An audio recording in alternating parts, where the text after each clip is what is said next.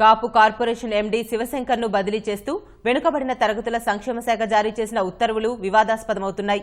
ఎన్నికల సంఘం అనుమతి లేకుండా ఉన్నతాధికారిని బదిలీ చేయడంపై అభ్యంతరాలు వ్యక్తమవుతున్నాయి. కాపు కార్పొరేషన్ ఎండీగా పనిచేస్తున్న జి శివశంకర్ను బదిలీ చేస్తూ వెనుకబడిన తరగతుల సంక్షేమ శాఖ ముఖ్య కార్యదర్శి బి ఉదయలక్ష్మి ఉత్తర్వులిచ్చారు. ఈ నెల 18న ఆయన్ను బదిలీ చేస్తూ ఈ ఆదేశాలు జారీ అయ్యాయి. ప్రణాళిక శాఖకు చెందిన ఆయన్ను మాతృశాఖకే బదిలీ చేస్తూ ఉత్తర్వులిచ్చారు. వచ్చే నెల 27వ తేదీ వరకు ఎన్నికల కోడ్ అమల్లో ఉండడంతో శివశంకర్ బదిలీ అంశం వివాదాస్పదమైంది. దీనిపై ఎన్నికల సంఘం వివరణ కోరనున్నట్లు సమాచారం.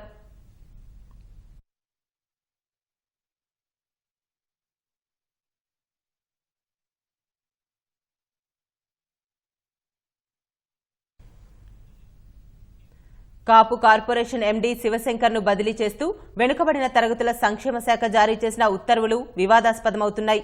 ఎన్నికల సంఘం అనుమతి లేకుండా ఉన్నతాధికారిని బదిలీ చేయడంపై అభ్యంతరాలు వ్యక్తమవుతున్నాయి. కాపు కార్పొరేషన్ ఎండీగా పనిచేస్తున్న జి శివశంకర్ను బదిలీ చేస్తూ వెనుకబడిన తరగతుల సంక్షేమ శాఖ ముఖ్య కార్యదర్శి బి ఉదయలక్ష్మి ఉత్తర్వులిచ్చారు. నెల 18న ఆయన్ను బదిలీ చేస్తూ ఈ ఆదేశాలు జారీ అయ్యాయి. ప్రణాళిక శాఖకు చెందిన ఆయన్ను మాతృశాఖకే బదిలీ చేస్తూ ఉత్తర్వులిచ్చారు. వచ్చే నెల 27వ తేదీ వరకు ఎన్నికల కోడ్ అమల్లో ఉండటంతో శివశంకర్ బదిలీ అంశం వివాదాస్పదమైంది. దీనిపై ఎన్నికల సంఘం వివరణ కోరనున్నట్టు సమాచారం.